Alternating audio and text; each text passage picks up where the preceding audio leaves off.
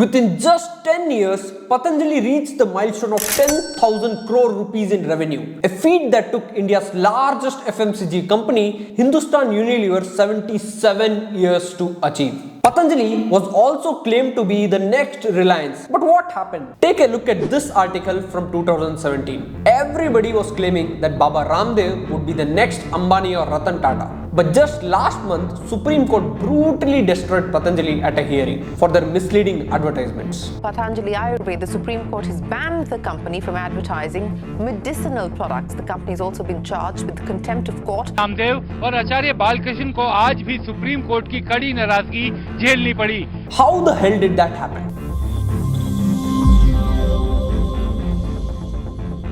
To understand this, we need to understand how Baba Ramdev and Patanjali became what it is in the first place. Baba Ramdev was born in a small village in Haryana and didn't seem like someone who would become a big business leader. अब सभी खड़े हो जाओ सब कर. इसका नाम है ताड़ासन. क्या नाम है बोलो?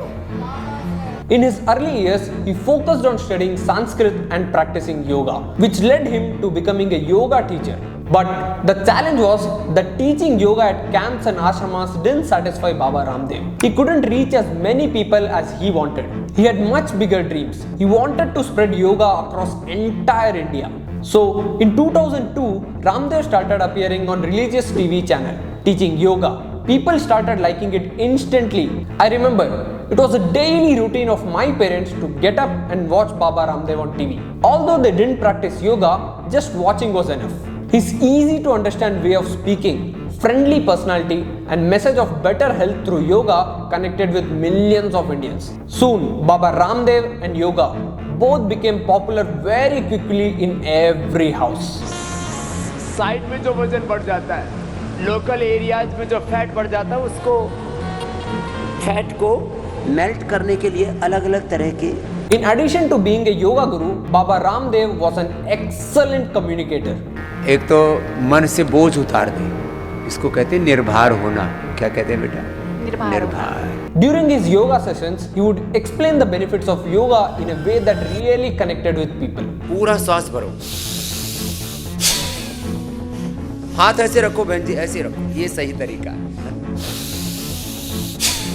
He spoke in Hindi and used simple words. He linked health issues to everyday life problems. It felt like listening to a favorite uncle giving life advice. Someone relatable, trustworthy and very convincing. Because of this, Baba Ramdev built a massive following that almost resembled a cult. He became a household name. His yoga camps drew thousands of people and his TV shows were watched by millions. With his rising popularity, even celebrities began attending his yoga camps, which only boosted his fame further. So, he was recognized internationally and his ideas about health and lifestyle were treated like the ultimate truth by many. Baba Ramdev had achieved what every marketer dreams of, a devoted and loyal following. With this deep trust established, Baba Ramdev along with Acharya Balakrishna saw an opportunity. In 2006, they founded Patanjali Ayurveda. They used his huge influence to create a venture that would become one of India's most successful FMCG brands. Now from Yogasana to Profitasana, Baba Ramdev's Patanjali Ayurveda has registered a massive 150% growth with a turnover of 5,000 crore rupees. Patanjali Ayurveda has disrupted the FMCG space with herbal products positioned at attractive points. In the next 10 years, Patanjali became one of the biggest and fastest growing FMCG companies in India with over 2 lakh employees and a diverse portfolio of more than 900 products. Patanjali was a brilliant business in theory. Let's understand the 3 main insights of what made Patanjali such a successful company. Insight 1. Distribution is king. A strong distribution is one of the most powerful tools in business. It helps you get your products or services into the hands of customer more easily. The wider your distribution, the more successful your business can become. Also, a strong distribution can help reduce customer acquisition cost or CAC. It is the amount of money a business spends to acquire a new customer. This includes the cost of marketing, advertising, sales, and any other efforts used to attract that customer. Understanding CAC in your business is important because it helps you understand how much you are investing to grow your customer base. If the cost of acquiring a customer is too high compared to how much money that customer brings in, the business might not be making a profit. CAC has become very expensive, especially since anyone can run ads on platforms like Instagram and Facebook. Having a distribution eliminates 60 to 70% of those costs for a business. Why? Because they don't have to spend money to acquire customers. For example, take Virat Kohli. Almost everyone in India knows him and has been following him for years. He goes big.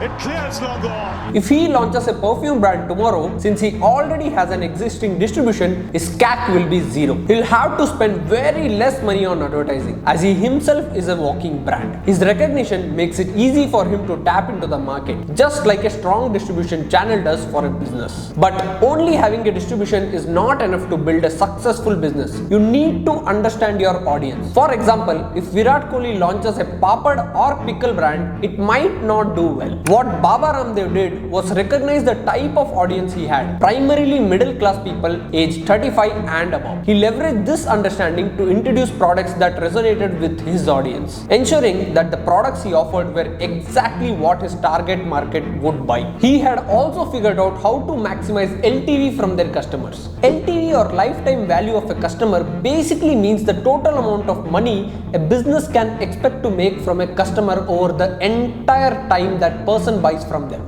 It's important because it helps businesses understand how much a customer is worth in the long run. By knowing this, they can decide how much they should spend on marketing to attract new customers or keeping existing ones happy. A higher LTV generally means more profit over time for the business. Patanjali managed to turn customers into loyal consumers of their wide range of products. Patanjali's business strategy revolves around three key elements. First, the Patanjali Chikitsalaya. These are clinics where Ayurvedic doctors offer free consultations and treatments for health issues. Second, the Arogya Kendras or wellness centers, where people receive guidance on yoga and overall health, learning how to apply these principles in their lives. And third, the Swadeshi Kendras, where customers can purchase all of Patanjali's non-medicinal FMCG products like toothpaste, shampoo and food items. Here's how the funnel works. Baba Ramdev uses his influence to recommend that anyone with health problems visit a Patanjali Chikitsalaya for free consultations. Once there, doctors listen to the patient's issues and recommend Ayurvedic medicines. These medicines are only available at Patanjali outlets, leaving no choice but to buy them there. The next step in the funnel is yoga. The doctors often suggest that for the best results from the medicines, patients should engage in yoga or other physical activities. Where to learn yoga? They are directed to Arogya Kendras, where they receive yoga training and fitness advice. Over time, as people start to see improvements in their health, the instructors emphasize that the lasting health comes from changing one's lifestyle. To maintain and improve their well-being, people are advised to switch to Ayurvedic products. Naturally, they are pointed towards Patanjali's wide range of lifestyle products, from butter to toothpaste to oats. Eventually, these customers visit a local Patanjali store and start buying everything they need under one brand. This entire system creates a seamless cycle where customers are gradually introduced to and reliant on Patanjali products for both health and daily lifestyle needs. Insight 2. Monopoly market. One of the main reasons why Patanjali grew so fast was because they created a new category of product. Most people always throw the term first mover advantage as something very important for a business. But the truth is actually the opposite. You have to be the last mover in a market. If you look at Google, they were the last search engine. If you look at Nvidia, they'll soon be the last GPU manufacturer. And DJI, the drone manufacturing company, is an absolute monopoly with nobody on its tail by a huge margin.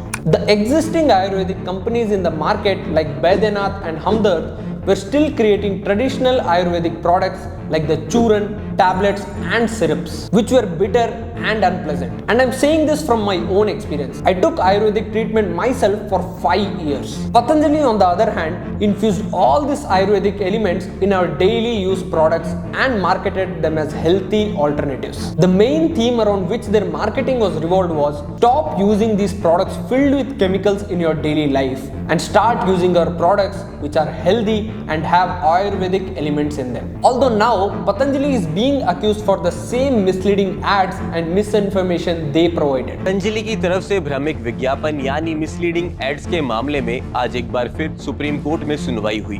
Baba Ramdev का पतंजलि आयुर्वेद एक बार फिर से विवादों में आ गया है, लेकिन इस बार जो कारण है वो कारण वाकई बहुत बड़ा है और पतंजलि आयुर्वेद पर लगे आरोप वास्तव में बेहद गंभीर है। Patanjali had introduced an alternative to every consumer goods we use on daily basis. They had toothpaste, shampoo, soap, oil, biscuit, noodles and beauty products. Heck, they even had their own Bonvita which was called Power Vita. They created products relating to all age groups. This is the reason they could generate a good recall value for their brand in everyone's mind. Brand recall value basically means how many customers can remember your brand when asked. For example, if someone mentions a product or service related to your brand, does your brand name come to their mind? Another point that increased Patanjali's market share was the growing population. India's FMCG market was already huge, valued over $50 billion when Patanjali entered. And Patanjali, being a local Indian brand, also got the benefits of it. We usually get a sense of pride while using a made in India product, so people preferred their products over other brands. And let's not forget the brand image of Baba Ramdev. When Baba Ramdev endorsed Patanjali's products, people used to believe easily that these products were better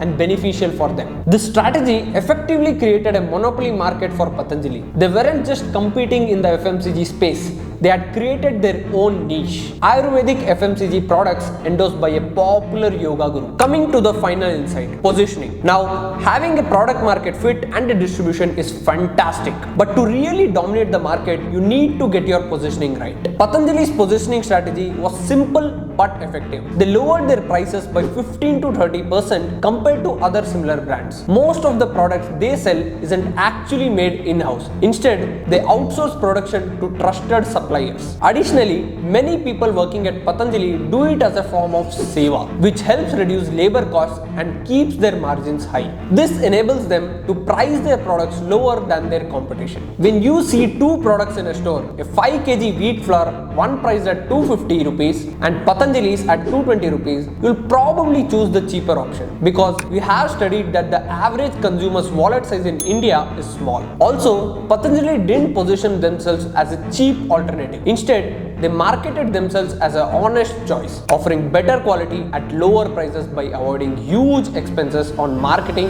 and celebrity endorsements. People often think Patanjali doesn't advertise, but that's not true. They actually do, and they target their ads very strategically. If you were to take a random sample of 20 years old and 50-year-olds, which group do you think has more spending power? Patanjali understands this, so instead of advertising on platforms like YouTube, they focus their ads on channels like Star TV and Z, where your parents are more likely to watch. While most FMCG brands were busy targeting millennials on social media, Patanjali took a different approach. They focused on parents and grandparents, especially those over 50. Why? Because these were the people who watched TV regularly, particularly on the channels that aired Baba Ramdev's yoga program, showed a stronger interest in Ayurvedic and natural products, and often made key purchasing decisions for the whole family. Patanjali flooded these TV channels with ads. रसोई में सिर्फ पतंजलि आंवला juice और aloe vera juice के दो घूंट। इनके प्राकृतिक गुण जगाए आपकी सेहत, त्वचा और बालों में नई चमक। Especially during prime time and around Ramdev's yoga show, their ads were simple and direct, with Baba Ramdev himself discussing the benefits of Patanjali products. स्प्रुलिना ये आपके लिए तैयार किए नई औषध है अभी जिनके In theory, Patanjali seems like a perfect business model, but in reality, the company Patanjali Ayurveda has faced several legal challenges and complaints over the years, particularly regarding misleading advertisement and claims about their products. The company made many false and unverified claims about the health benefits of its products. For example, they claimed that their product Coronil could cure COVID-19, which led to multiple complaints and legal actions in states like Rajasthan, Maharashtra and Bihar, as the claims lack proper scientific proof. In 2016, a government lab in Uttarakhand found that Patanjali's Amla juice was not safe for consumption, resulting in its removal from Central Armed Policy Forces Canteen or CSD. This incident raised concerns about the safety of their products. In 2017, Patanjali's Divya Pharmacy was fined 2 crore rupees by the National Green Tribunal for causing environmental pollution at its Haridwar factory. This was one of the most high-profile environmental cases against the company. Also, in 2019, the Uttarakhand State Licensing Authority suspended Patanjali's license for 14 products after receiving complaints about issues with quality and labeling. These were just some of the cases I found on top. The list goes on and on. Patanjali and Baba Ramdev's journey from building a yoga empire to becoming an FMCG giant is a very interesting case study. However, the company has faced many legal and ethical challenges, raising important questions about its practices, transparency, and long-term sustainability. If you found this video insightful, make sure to like it and drop your thoughts in the comments below. Also, smash that subscribe button to stay updated.